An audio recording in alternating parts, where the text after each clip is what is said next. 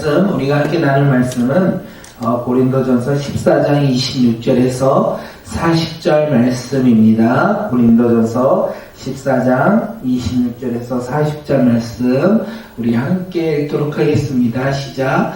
그런즉 형제들아 어찌할까? 너희가 모일 때 각각 찬송시도 있으며 가르치는 말씀도 있으며 계시도 있으며 방언도 있으며 통역감도 있나니 모든 것을 덕을 세우기 위하여 하라. 만일 누가 방언으로 말하거든 두 사람이나 자리로 따라하고 한 사람이 통역할 것이요 만일 통역하는 자가 없으면 교회에서 잠잠하고 자기와 하나님께 말할 것이요 예언하는 자는 둘이나 셋이나 말하고 다른 이들은 분별할 것이요 네 곁에 앉아있는 다른 이에게 계시가 있으면 먼저 하던 자는 잠잠할지니라. 너희는 다 모든 사람으로 배우게 하고 모든 사람으로 권면을 받게 하기 위하여 하나씩 예언할 수 있느니라. 예언하는 자들의 영은 예언하는 자들에게 제재를 받느니 하나님은 무질서의 하나님이 아니요 오직 화평의 하나님이시라. 모든 성도가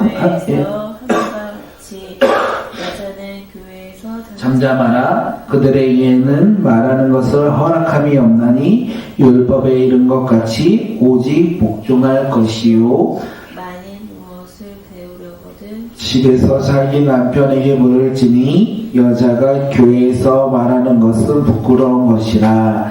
하나님의 말씀이 너희로부터 난 것이냐 또는 너희에게만 임한 것이냐. 만일 누구든지 자기를 선지자나 혹은 신령한 자로 생각하거든 내가 너희에게 편지하는 이 글에 주의 명령인 줄 알라. 그런즉 만일 누구든지 알지 못하면 그는 알지 못할 자니라. 그런즉 내 형제들아 예언하기를 사모하며 방언을 말하기를 금하지 말라. 모든 것을 품위 있게 하고 질서 있게 하라. 아멘. 오늘의 말씀의 제목은 품위 있게 질서 있게입니다. 품위 있게 질서 있게.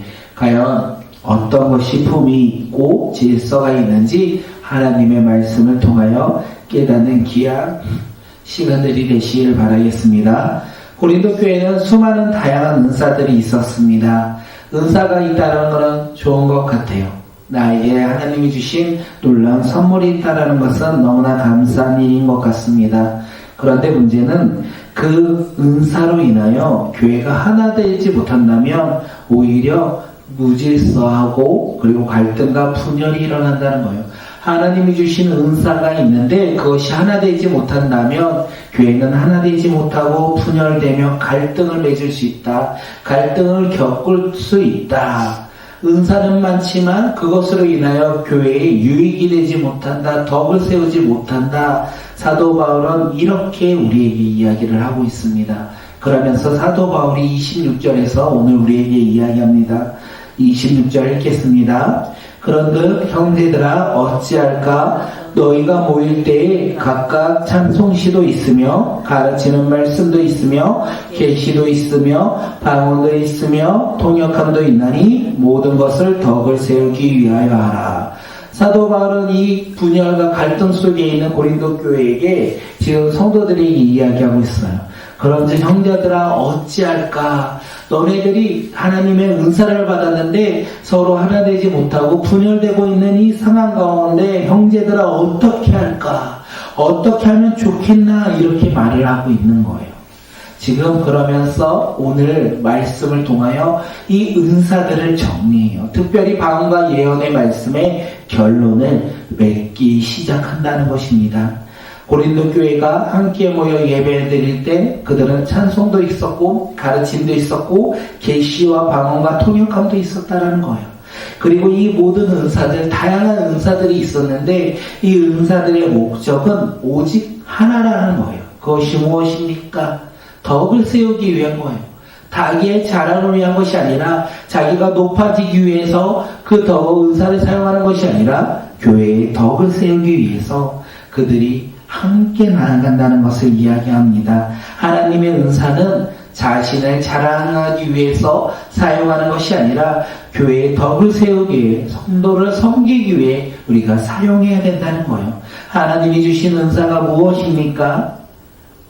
우리는 그 은사를 만약에 깨닫지 못하였다면 재능도 좋아요. 달란트도 좋아요. 하나님이 주신 것이라면 어떤 것이든 상관없는 것 같습니다. 그것을 우리를 높이며 사용하는 것이 아니라 교회의 덕을 세우기 위해서 사용하는 믿음의 공동체가 되었으면 좋겠습니다.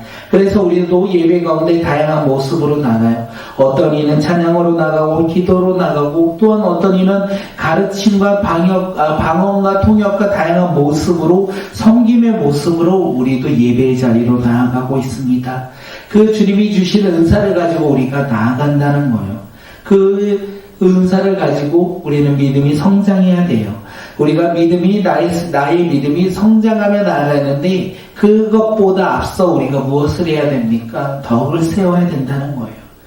고린도 교회에서는 지금 그것이 부족했다는 거예요. 교회에 덕을 세우지 못하고 있었다. 자신을 자랑하며 자신을 높이는 것에 분주했기에 그들은 교회 안에서 하나님의 나라 가운데 쓰임받는 놀라운 역사가 아니라, 그들은 교회의 덕을 세우는 것이 아니라 그들은 오히려 갈등과 분쟁과 분열 속에 그들이 놓여 있었다는 것을 우리가 깨닫고, 주님이 주신 은사, 주님이 주신 재능, 주님이 주신 것들을 가지고 우리가 더욱더 섬김으로 인하여 교회의 덕을 세우는 믿음의 공동체가 되었으면 좋겠습니다. 사도 바울이 말합니다. 뭐라고 말합니까? 방언에 대해서 이야기해요. 방언을 할 때 교회의 덕을 세우는 방법을 이야기해요. 방언하는 사람이 2사람 많아야 3사람이 차례로 방언을 하라고 합니다.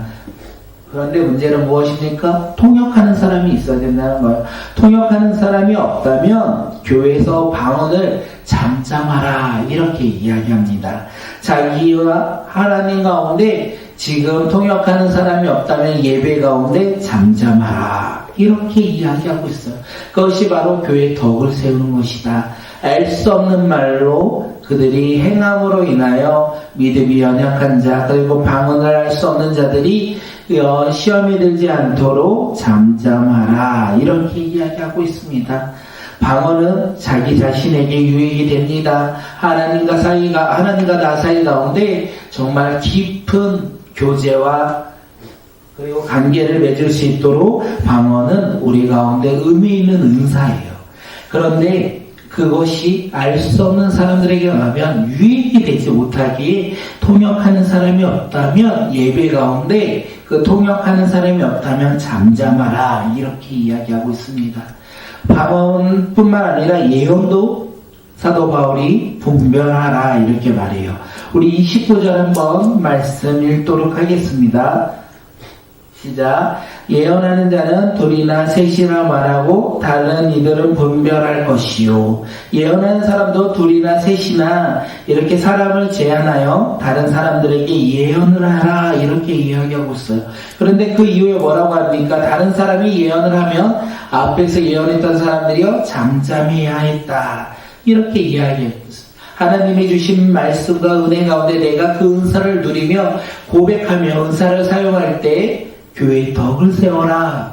그러기 위해서 많은 사람이 예언하는 것이 아니라 2-3사람이 돌아가며 예언을 하고 다른 사람이 예언할 때는 잠잠히 그 예언을 듣는 것이 바로 공동체의 덕을 세우는 것이다. 나의 것만 끊임없이 예언하면 그것은 교회의 덕을 세우지 못한다, 이렇게 이야기하고 있어요.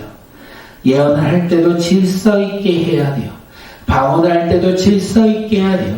하나님이 은사를 주실 때 교회 안에서 사용할 때 그것도 질서 있게 해야 돼요. 무질서하게 하면 안 된다는 거예요. 왜 그렇습니까? 오늘 사도 바울이 이야기해요. 하나님은요 질서의 하나님이라는 거예요. 하나님은 무질서의 하나님이 아니라 평화의 하나님이기 때문에 질서 있게 은사를 사용해야 된다, 이렇게 이야기하고 있습니다. 만약 공동체 안에서 무질서하게 방언하고 예언할 때 어떻게 됩니까? 교회의 덕을 세우지 못함으로 인하여 그 방언과 예언은, 하나님의 은사는 통제받아야 된다는 거예요. 개인의 높임을 자랑하고자 우리가 하나님의 은사를 사용한다면 그것을 교회에서 통제해야 한다는 것을 사도 바울이 말하고 있어요. 그렇지 않으면 갈등과 분열이 일어나고 무질서하게 그 은사들이 사용된다. 이렇게 사도 바울이 오늘 우리에게 이야기합니다. 이 이야기를 들으면서 이 이야기가 떠오릅니다. 아무리 좋은 약을 먹어도 많이 먹으면 좋은 약이 아니라는 거. 아무리 좋은 선수들이 많이 있다고 해서 꼭 그 팀이 우승하지 않는다는 거예요. 왜 그렇습니까? 자기만 잘났고 자기만 높이면 그 팀은 승리할 수 없고 몸에 좋을 수가 없다는 거예요. 서로 골고루 연합하여 하나 될 때 그것이 좋은 효과를 일으킬 것이고 좋은 결과를 얻게 될 것이라는 것입니다. 그렇기에 서로 연합해야 된다는 거예요.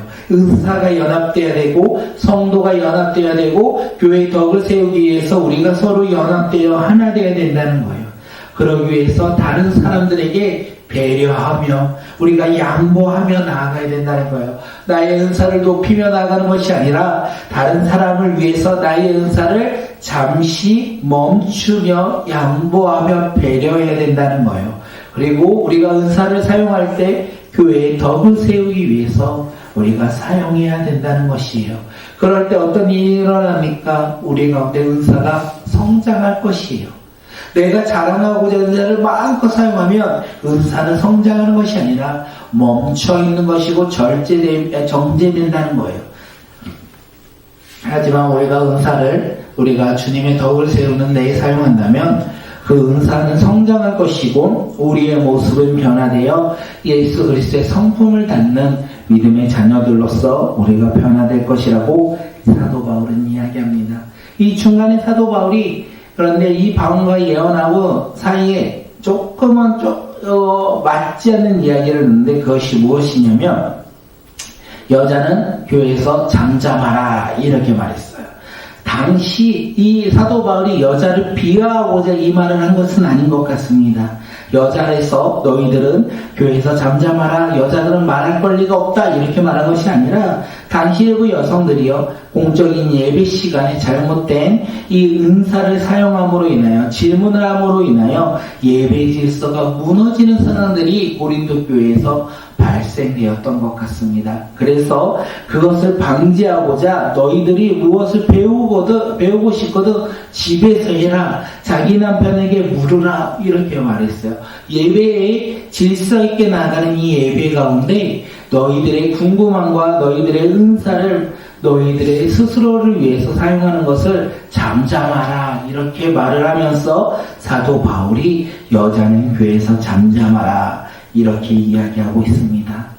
여성을 비한 것이 아니라 당시 여성 성도들의 공동체의 질서를 무너뜨리는 말을 한다면 그 또한 잠잠해야 된다는 것을 사도 바울이 이야기하고 있는 것이에요.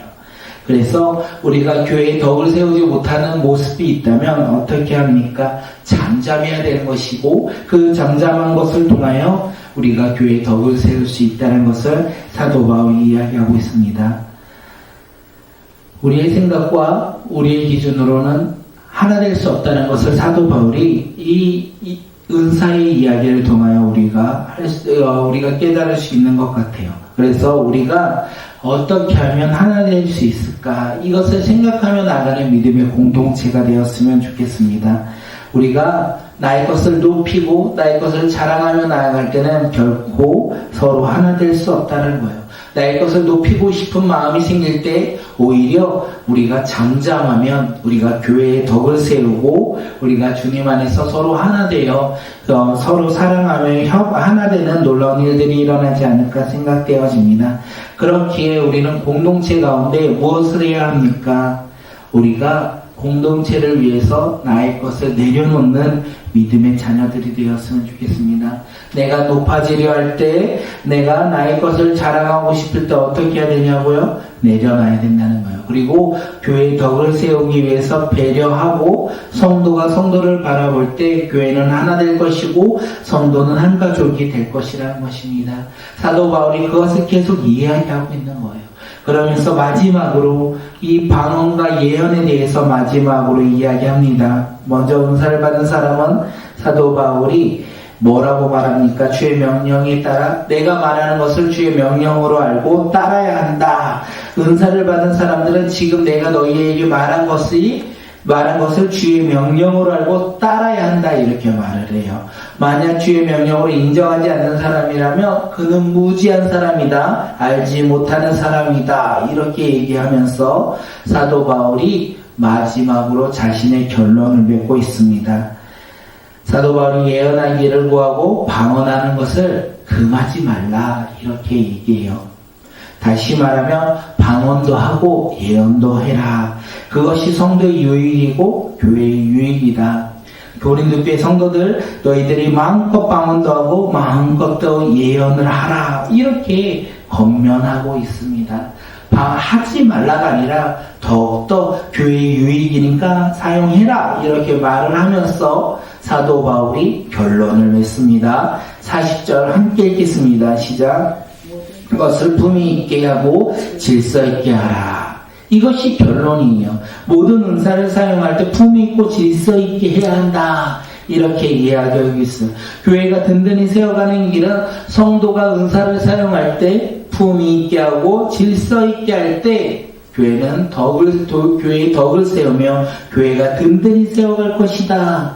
이렇게 이야기하고 있습니다. 이렇게 교회가 든든히 세워갈 때요, 개인 또한 든든히 세워간다. 교회에게 유익이 될 때 개인 성도들에게도 유익이 된다. 사도 바울이 이야기하고 있어요. 다시 한번 서론으로 돌아가면 고린도 교회는 지금 많은 은사를 받았어요. 그런데 그 은사들이 교회의 덕을 세우지 못했어요. 그러므로 사도 바울이 여러 이야기를 했지만 결론은요, 이 은사들 너희들이 가지고 있는 수많은 은사들을 품위 있게 질서 있게 사용한다면 교회의 덕이 될 것이다. 이렇게 이야기하고 있습니다. 품위 있게 질서 있게 은사를 사용한다 보면 교회의 덕이 되며 성도에게 유익이 될 것이라고 사도 바울이 이야기하고 있다는 거예요. 사랑하는 성도님들, 오늘 우리가 예배를 드릴 때도 마찬가지예요. 우리가 품위 있게 질서 있게 예배 드리면 교회의 덕이 될 것이고 또한 성도에게 유익이 될 것이라는 거예요. 나의 것을 높이며 나의 것을 자랑하며 나가는 것이 아니라 나의 것을 낮추고 상대방 것을 배려하며 우리가 예배 드리는 그 시간 교회는 덕을 세우며 그리고 성도에는 유익이 되는 성장하는 우리 공동체가 되지 않을까 생각되어집니다. 오늘 하루 우리가 그런 믿음의 하루를 보냈으면 좋겠습니다. 오늘 하루 우리가 교회의 덕을 세우며 성도의 유익을 주는 것이 무엇인지 한번 돌이키며 또한 질서 있게 품위 있게 우리가 어떻게 은사를 사용하는지 한번 생각해 보시고 또한 그것을 우리의 교회 공동체나 가족 공동체나 우리가 살아가는 그곳에서 적용하며 살아가는 주의 백성들이 바로 오늘 우리가 되길 바라겠습니다. 우리